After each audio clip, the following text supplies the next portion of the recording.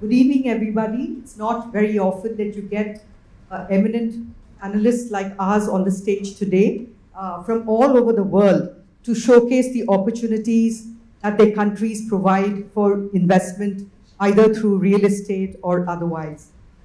Today, truly, the world is a global village. Travel takes us to all parts of the world, either for business, for education, or for luxury, leisure, or even owning a home. Today, a lot of Indians are contemplating investing in real estate abroad, and for various reasons. It could be for citizenship, residence permits, for diversification of portfolio, to own a home, for education, etc. It'll be very interesting to discuss the various opportunities and the unique advantages that various countries represented by my eminent panelists here provide, and it'll be good to summarize whatever we've discussed today in the earlier dialogues. My first round of questions, and I'll pass that along, is what's the unique advantage and benefits that your country provides to investors from India who choose to obtain residence permits or citizenship either through buying into properties or establish a business? We start with you, Christos. Of course. So through the Golden Visa program in Greece, the first benefit and the most important benefit, not only Indians, but all the foreigners that comes to obtain this Golden Visa, is the free access to second countries. So obtaining the Golden Visa, you have free access to travel without visa to Schengen countries. And of course, some other benefits is that you have access to free healthcare system of Greece, which is a very good one.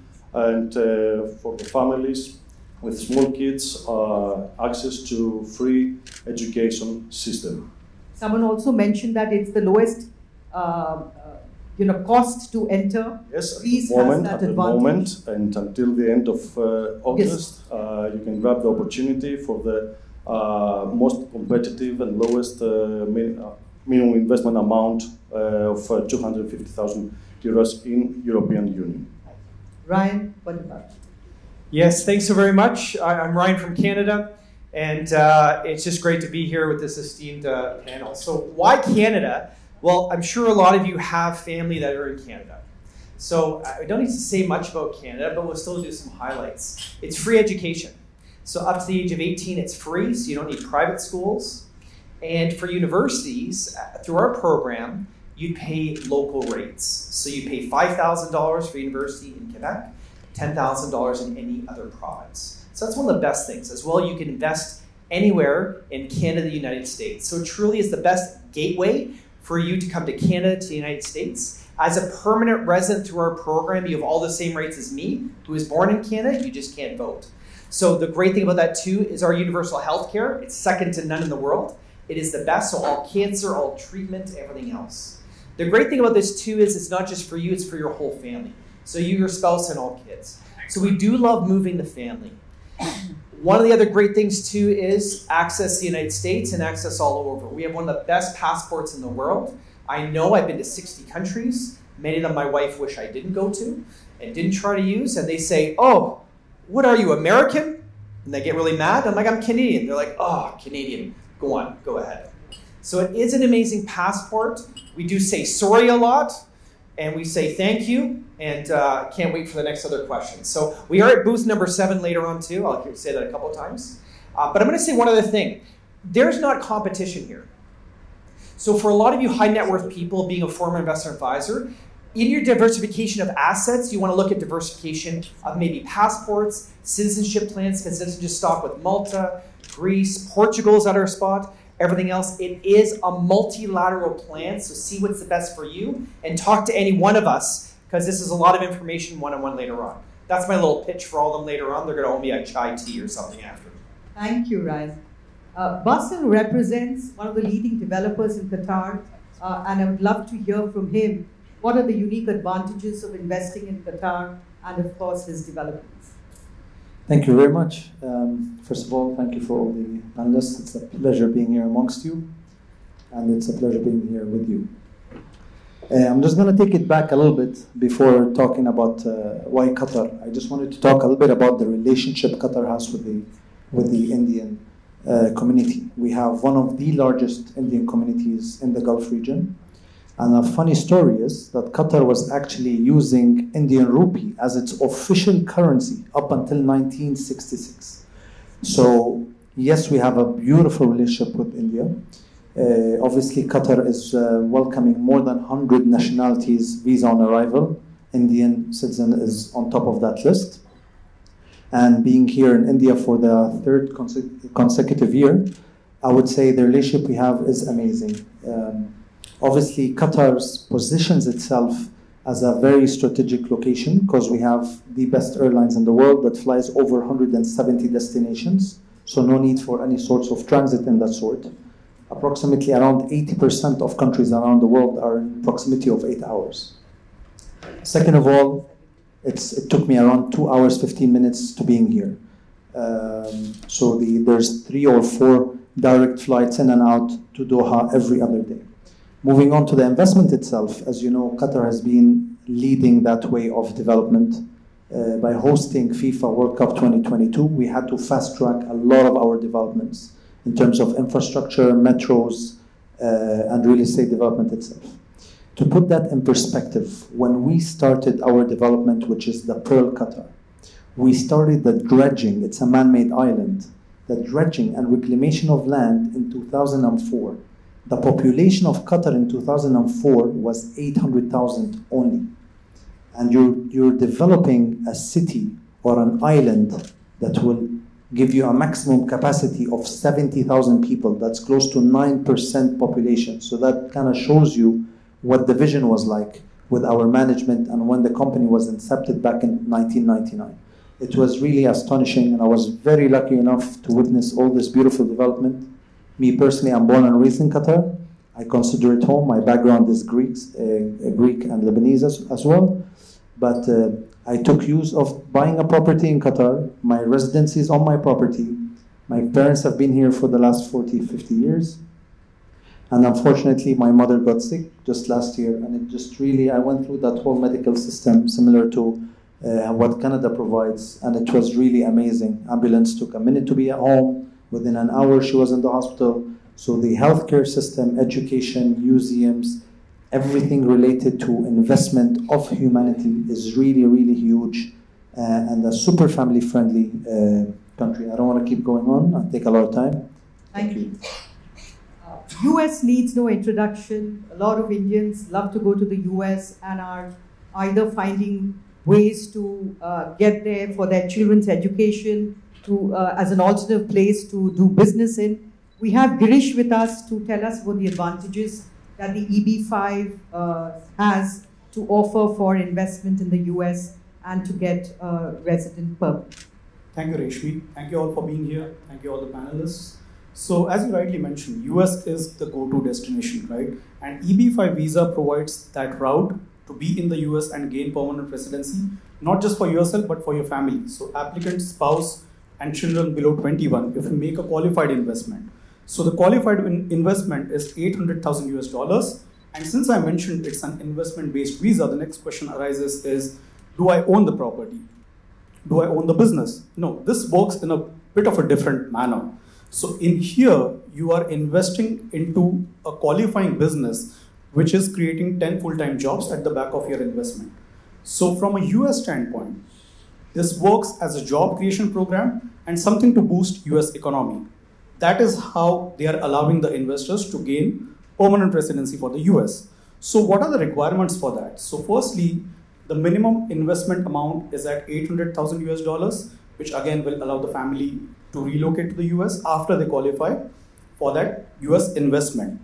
So what CMB regional centers do is CMB regional centers' main business is to source those projects which will allow the investors to gain permanent residency via investment into qualifying projects. So we are not the developers, we work with the developers, we source those projects from the developers, we conduct our own due diligence, but we manage the compliance part. So we ensure that the requisite job creation component is taken care of, And also, of course, we are interested in return of capital as well. So we act as the catalyst or the fiduciary on behalf of the investors as to wherein the investment is going, and also ensuring that through that investment, our investors are able to gain permanent residency or a green card. Thank you. Thank you. Thank you so much, Girish. Welcome to Vineet, who's joined us. Vineet represents a very leading Indian developer, done very successfully in Dubai. And as you know, Dubai is a second home for a lot of Indians. Vineet, can you just give us the unique advantages that Dubai provides for investors from India? So, some of the key things that we should notice regarding Dubai is, one, the proximity, especially for the Indians. It is eventually turning out to be a second home. The way the things have been growing, post-COVID especially, we saw a lot movement to Dubai for infrastructure reasons, when health infrastructure be one of the reasons. And eventually in last at least 5-7 years, we have observed that the Indians... Panelist Ryan said there is no competition, and I myself is from India, and my family live in America, brother live in Canada, I live in Scotland, and understand the good and bad in all places. And I think this all comes down to the personal wants and desires. And one of the things about Scotland, at the time we booked this event, there was still a UK government program to invest, to get citizenship exist, and by the time the program came today, it's been put on hold. But there's a very good reason of why that happened, because of the amount of applications we received, and they wanted to keep a limit on how many people are coming in. But at the same time, when it comes to citizenship, right now there's a plan which is called UK Innovation Program, which is heavily funded by the government, and a great opportunity for the right skilled people to go into UK at a very cheap cost of £50,000 investment only.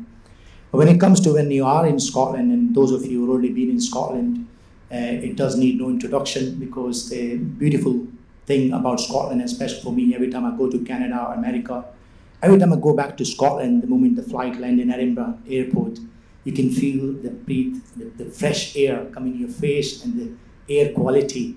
And when you walk into the city, the stress, there is no stress. In Edinburgh, people are already calm, people are happy.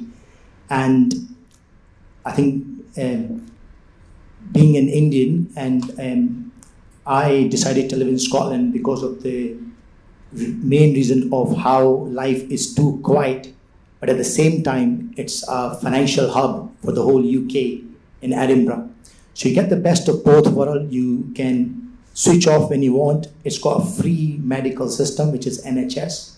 It have a great schooling, great universities all over the world. But for me personally, my main reasons of stick to Scotland in the last 18 years is the air quality, and which will add into extra years to your life.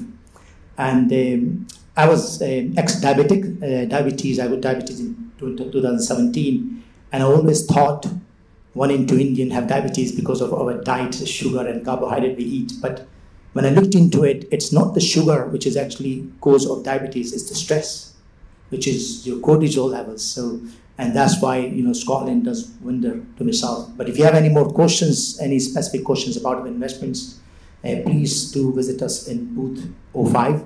We'll be happy to answer. Thank you. Thank you, Paul.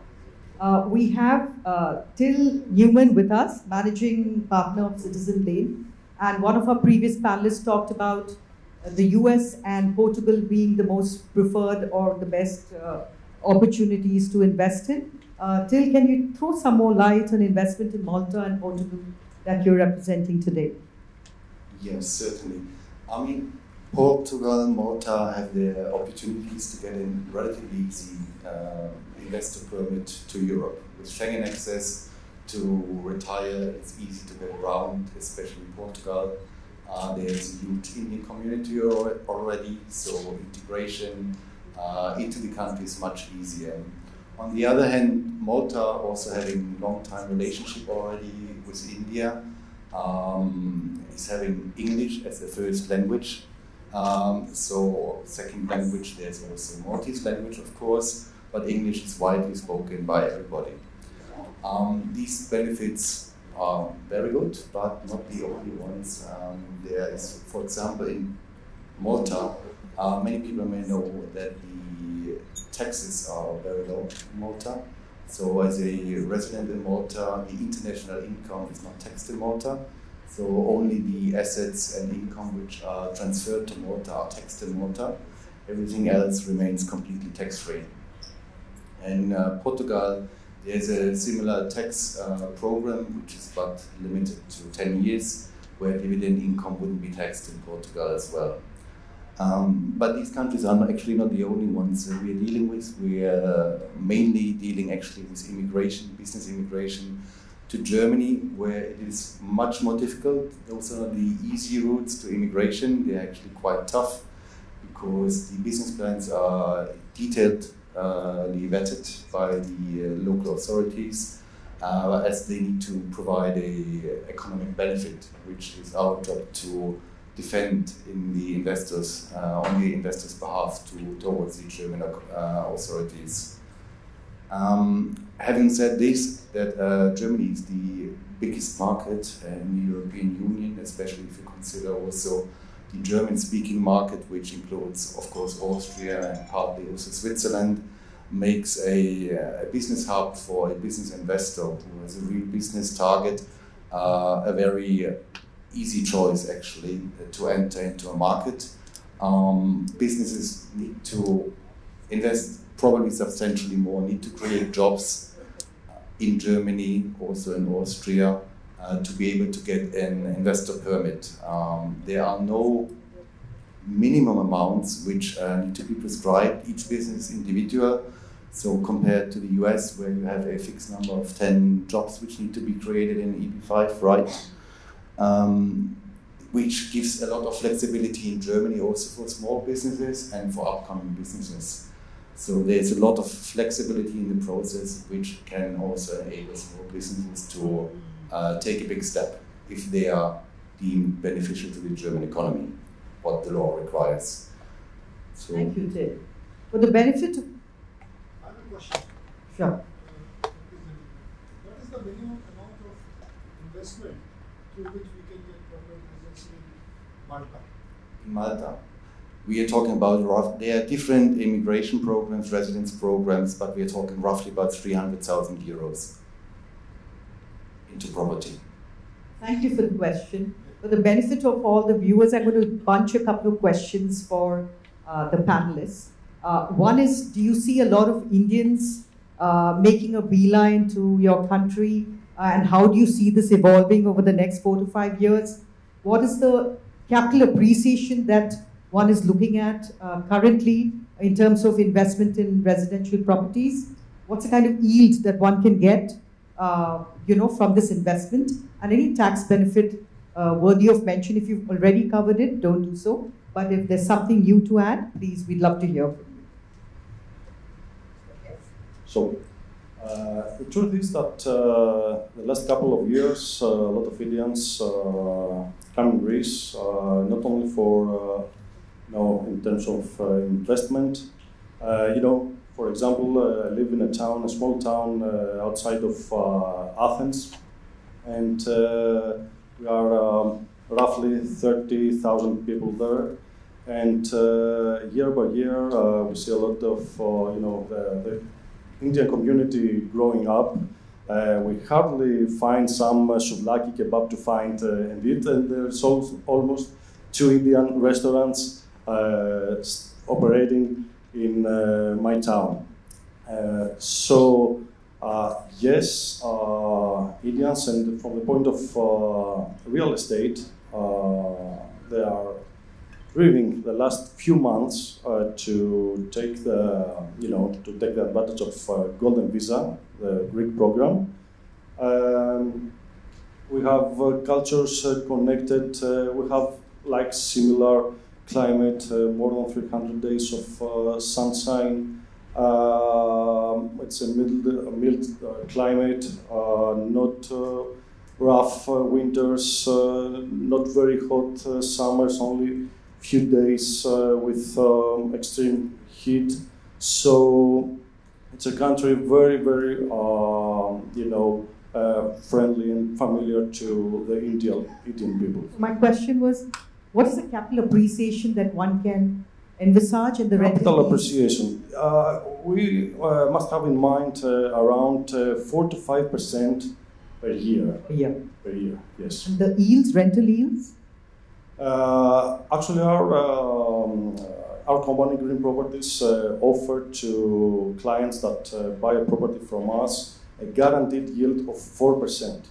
Of course, you can, if you manage your own the property that you buy, you might expect like 6%, 6.5%. But what we offer is a peace of mind, hassle-free investment. Right. That means that you don't have to pay for property management fees, you don't have to pay for maintenance costs, you don't pay for damages that the tenant might make to your property, and it is risk-free. Even if the property stays free for 5 months, 1 year, it's not our client's problem, it's our problem. Right. We still pay them, it's a guaranteed yield.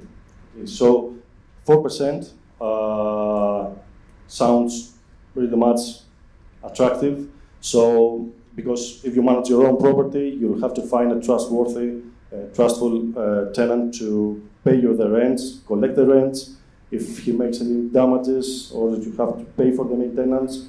If he doesn't pay you, you have to get involved with legal debates, Right. pay lawyers, and etc. Sure. Ryan, what about Canada? There is a dearth of housing. Are you seeing a good capital appreciation opportunity in investment in Canada? And what are the kind of rental yields? Yes, but just a reminder, ours is the startup visa side, right? So a little different on ours, but I still will cover that since this is a national real estate expo as well. But the first part is, do we have a lot of Indians in Canada? Yes, we do.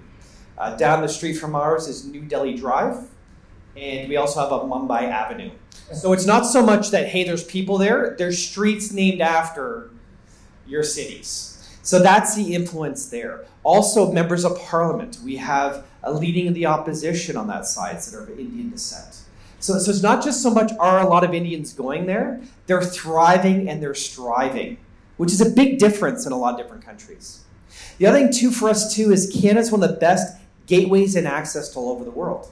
So we have one of the best trade agreements going back and forth to the United States. So for the appreciation not just of real estate, but a stable dollar, a stable economy, that is worth its weight in gold. The other thing too with it too of asking about what about the appreciation of real estate, okay? The property I bought, which we have great big barbecues, and you're all welcome if you're clients, even if not as referral partners we have too. A property that we purchased 5 years ago has gone up fourfold. It doesn't necessarily mean that it's going to happen again, but it's because of a lot of weird situations that's going on in life, right? So trying to say, and I think everyone can say here too, no one really knows the future of what's going on. However, there's such a high demand in Canada. We want to double our population in 10 years, and with a limited supply of real estate, with all my real estate, what's going to happen? It's going to go through the roof. And also when so many people are going there, just even buy and hold and not even live there because they've got great businesses here. So you could still continue your business here and just have Canada as a plan B or a plan C, or drop off the kids, leave them alone, let them go to school and be empty nesters earlier or not. That's up to you. Okay? Now for the other thing about mentioning about how about the appreciation or what's going on in the Canadian economy, and let's just all just agree here. News is news to sell newspapers, so let's leave news out of this, and let's just look at real people's life, okay? So for that, for the safety and security why we're all here, why you're all here is for your family. So free healthcare, free education, stable economy. You can leave your kids another condo or give them a citizenship passport because when they come back to Mumbai, when they come back to India, when they go back to Dubai, as a Canadian citizen, they're paid as an engineer, as a Canadian or US citizen, 3, 4, 5 times fold. So one of the best return on investment is to send your kids abroad, get educated, get a permanent residency citizenship to diversify their life and their future. So that is the best ROI, is actually that passport and multiple passports. Because you don't know what's going to happen in the economy. Thank you, Ryan. Wanted to have a discussion with Basil on Qatar. Like Dubai is known to most Indians but Qatar is really a great opportunity to invest in. And what are the advantages that you think the coming years that Qatar has over Dubai? Thank you. Actually, from our perspective in Qatar, every success of any Arab nation is a success of Qatar. So when Dubai strives, it's good for us. Even when the Saudi Arabia strives, it's very good for Qatar, because at the end of the day, I believe they all complement each other.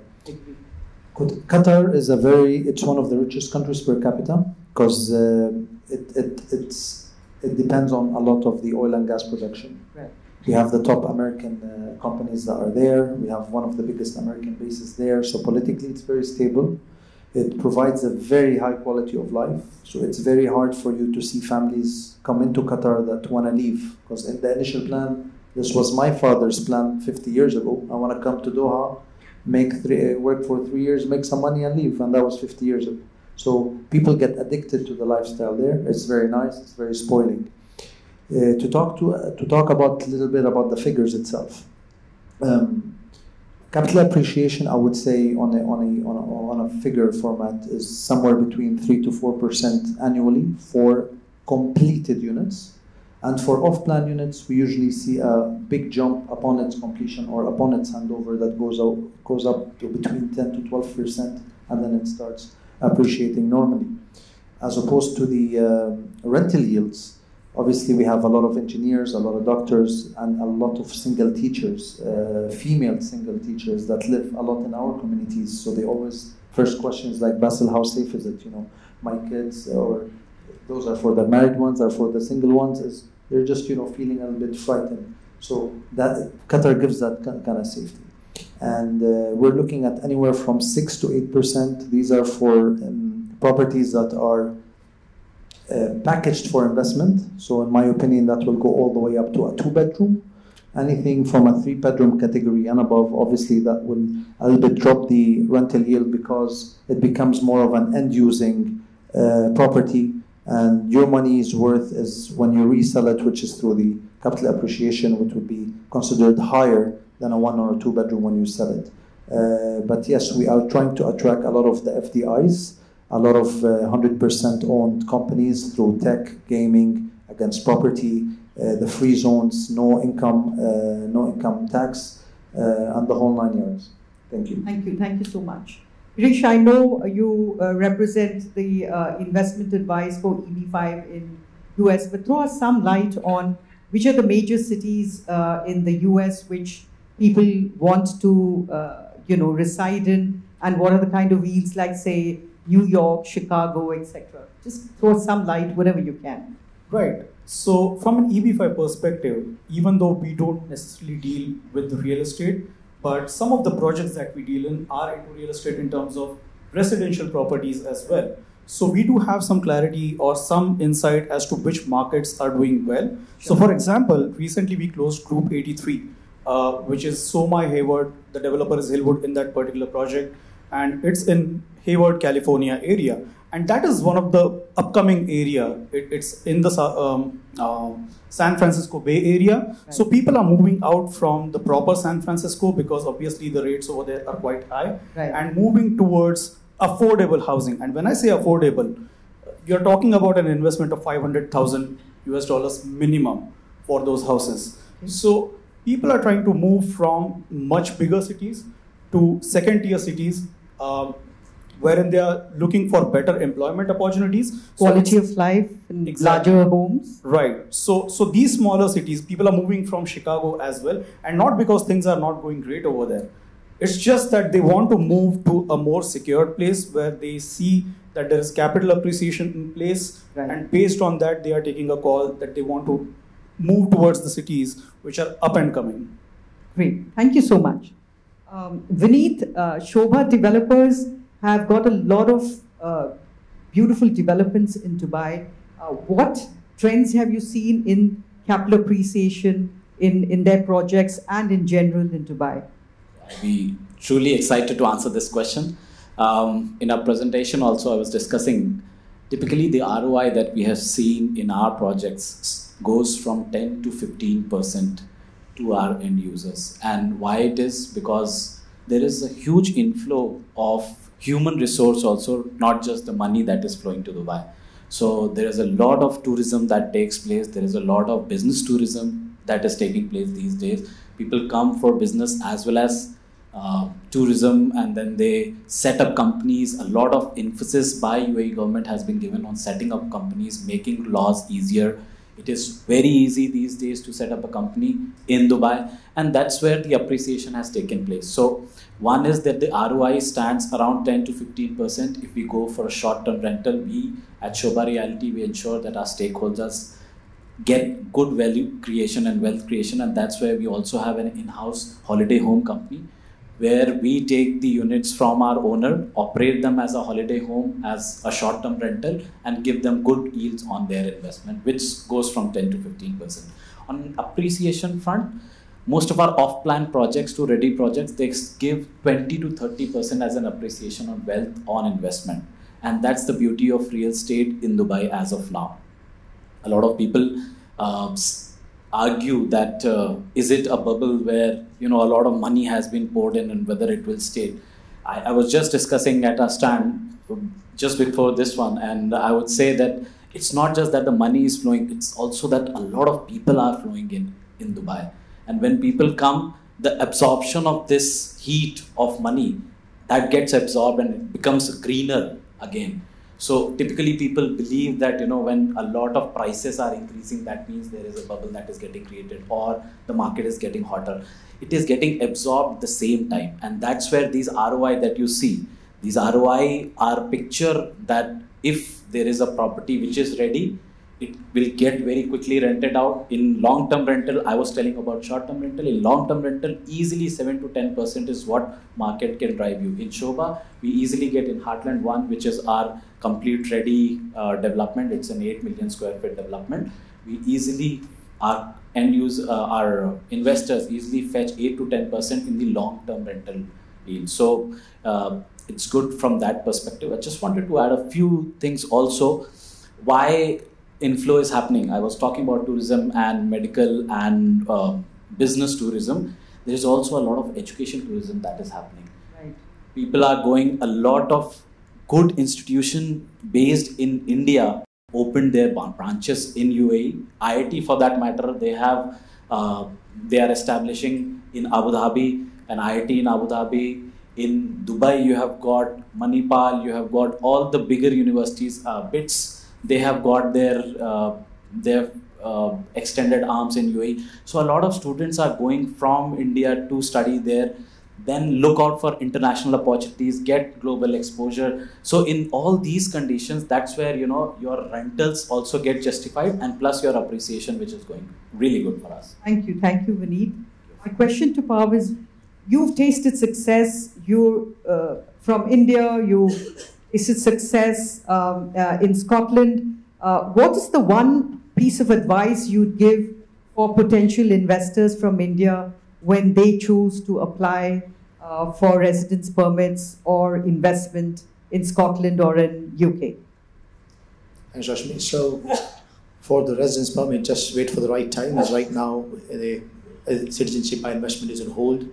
There are innovative programs, but to make sure you win at the end of this whole process, make sure you do your due diligence, the people and companies you're working with, and check their past performance. And more importantly, I always like to say, when you go and invest somewhere, that's not a solution, that's the start of a new problem. Once you go and buy something, and that's just a starting. And who are the people who's going to be with you till the end of this process is very important. As I am myself seasoned investor, multiple business owner, and what we prepared in mySTAYINN, going back to the other question when it comes to capital appreciations in Scotland, it's all down to where you're buying. There are people we have seen have lost millions and millions of pounds by buying wrong, not doing their due diligence, but at the same time, it's on average very easy to get 4 to 5% a year, but a lot of our projects are way higher than that, and we have data to prove this. And the reason we have this information, because we don't believe in, we believe in the data from the various government and past data for the last 10 years, and companies like Savills, Knight Frank, we get the real-time figures to see where is the demand is. And the last thing about the yield for us, we provide a product where we get 8% net yield to our investors, which is completely hands-off.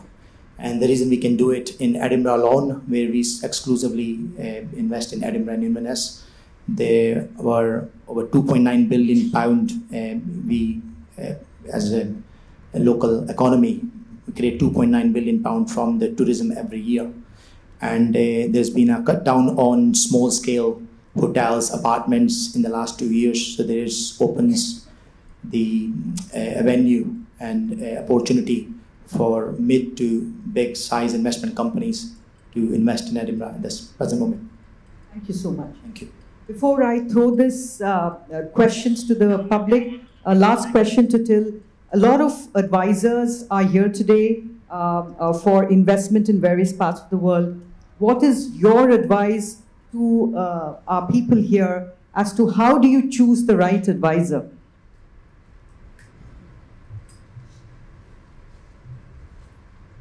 That's a good one. That's a deep one. No, I think you should talk to someone who listens to you. Very easy.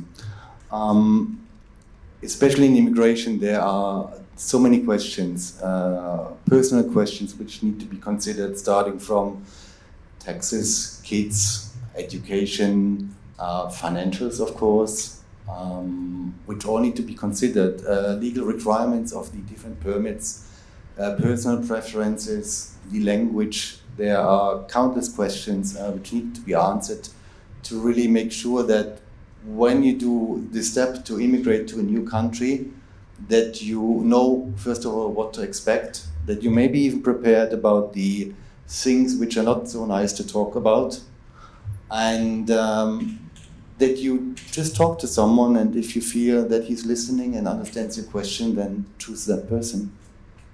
Thank you so much. I now throw the questions to the audience. Like I said, it's not very often that you get advisors and panelists from all across the world. So if you have any queries to anyone, please don't hesitate to ask. Question to Vineet. Over the last 5 years, you know the Indian government has done a lot of modifications to property taxes. So they put in GST, there's a stamp duty, registration, so on and so forth. Prior to this, there used to be a lot of trading. Short-term trading is happening properly. But now these taxes have changed that. Basically, whatever happens is for investment. Do you think some of this money has got transferred to Dubai in the last, say, decade or so? Indeed, that has happened, because that again is a money. Money is money. And in Dubai, do you have those kind of taxes? Like the kind of appreciation somebody said within under construction, and moment the construction happens, you get an appreciation of 30-40%. So that's what used to happen earlier here. Now it is no longer. So in Dubai, there is only one tax when we are dealing with real estate, which is 4% DLD, which goes to the Dubai Land Department. Apart from it, there is no capital gain tax or your income taxes. So eventually, yes. So if you make any money during your investment and there is an appreciation from off-plan to ready, which typically happens in most of our properties with SOBHA, because there is a high level of credibility with product. So it sells very faster in the market at the off-plan stage, as well as it resells very faster at the ready stage. And that's where the appreciation of around 20 to 30% take place. Now, you as an investor will never pay any tax on that appreciation, which used to be case in India, and now people have to pay taxes. So that is not there. Apart from this, there is rental yield that you are gaining. That's also a gain that you are getting from your real estate. There also you don't have to pay any taxes whatsoever. Finally, Sandesh, if you plan more investor to attract you to UK.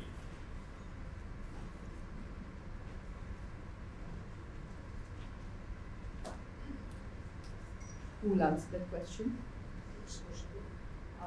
What is the plan to attract investors to UK? I think we're just waiting for the next government to come in and see their new policy. As for now, there is, since Rishi Sunak, Priti Patel come into,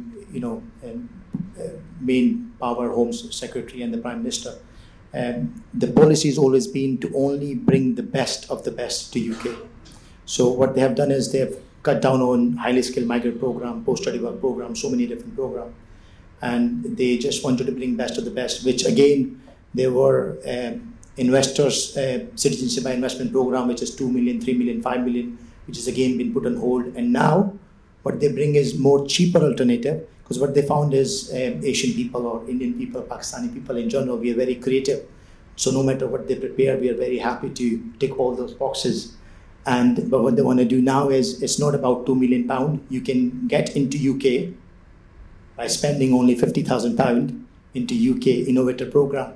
And I know it firsthand because I sat with various different local and national companies where we analyze different new startup, because a big scene in Scotland. Edinburgh is a prime hub for startup and tech space. We appreciate innovation. Government is involved, local council is involved. A lot of secondary prime banks, they're also very easy to obtain funding up to 25 to 50,000 pounds for a brand new startup, just solely based on a business plan. So I think it's always the best of the best. Thank you. I'd like to conclude. One last question. Sir, is it okay if we can take it offline, running short of time? We have one more session coming up. Sure. I'd like to thank all the panelists, and I'd like to thank IREX for this invigorating session of today. It was really useful for a lot of us. And if you all have any queries, feel free to reach out to all the panelists in their respective booths. Thank you so much.